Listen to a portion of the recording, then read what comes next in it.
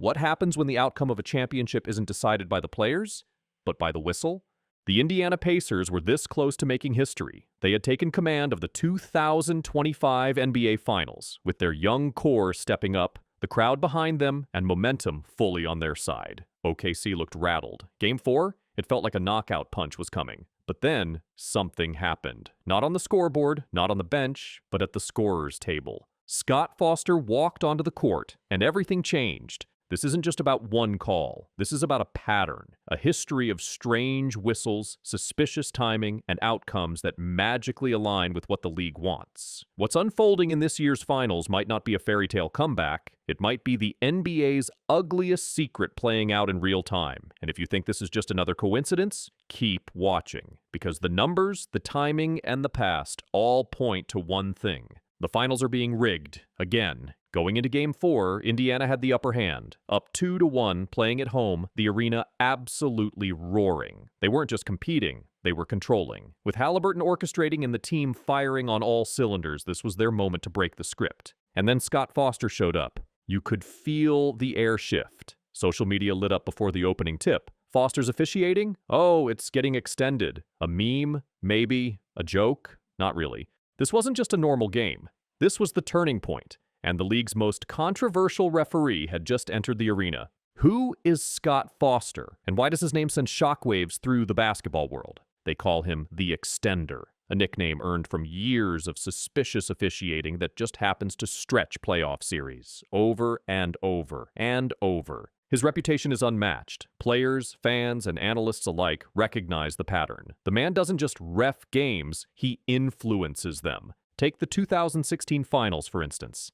Game 6 between the Cavs and Warriors. Massive ratings potential if the series went 7. Guess what happened? Stephen Curry fouled out on questionable calls. Foster was on the floor. Or look at Chris Paul's record with Foster officiating, a jaw-dropping 10% win rate. That's not bias. That's annihilation. Foster's involvement is rarely random, and his impact isn't subtle. Now let's fast forward to this year, and the pattern becomes almost undeniable. 5 Oklahoma City playoff games with Foster involved. 5 wins. Game 2 versus Denver. OKC on the ropes after losing Game 1.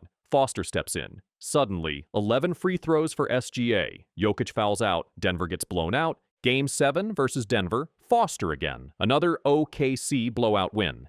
Game 2 versus Minnesota. Guess who's on the floor? Foster. And SGA heads to the line 15 times. Minnesota didn't stand a chance. Game 2 of the finals. Foster wasn't reffing, but he was working the replay center. The result? Another OKC win. Game 4, the pivotal moment. Indiana needed this. And just like that, Foster was back. This time, center stage. From the opening whistle, the signs were there. In the second quarter, Obi Toppin made what looked like a routine, hard playoff foul. Physical, but clean. Yet, Foster slapped him with a flagrant. Even the commentators disagreed. They broke it down live, saying it wasn't excessive, that Caruso wasn't in a vulnerable position, that Toppin made a play on the ball, but Foster saw something else, or pretended to. Then came the fourth quarter.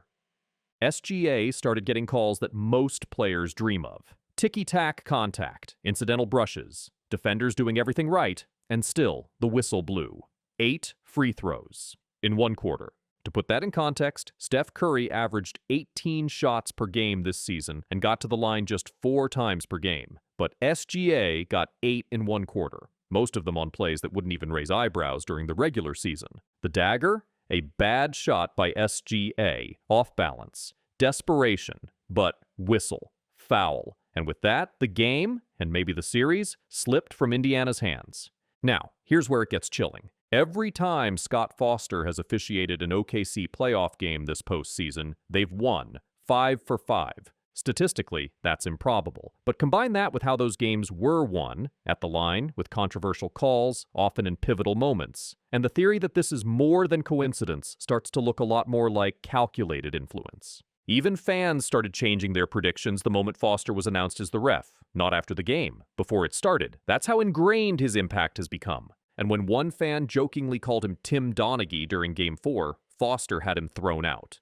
That name, Tim Donaghy, isn't just a joke. It's a warning. Donaghy was the referee at the center of the NBA's biggest betting scandal, a man who admitted to fixing games, and Scott Foster, He had a very close relationship with him, hundreds of phone calls between them during the scandal's peak. It was never officially proven that Foster was involved, but the ties were right there. This is a league that claims integrity, that swears it holds officials to the highest standards. But the most suspicious figure in modern NBA history continues to work the biggest games on the biggest stage. Why? Now, is the NBA directly fixing games? Is Adam Silver whispering orders in back rooms? Unlikely. But it doesn't need to be that explicit. As Donaghy himself explained, referees learn what the league wants. They know stars drive revenue. They know longer series mean higher ratings. They know protecting marquee players keeps fans tuned in. And they know if they deliver, they're rewarded. Playoff assignments, bigger checks, prestige. It's not a conspiracy. It's incentive structure.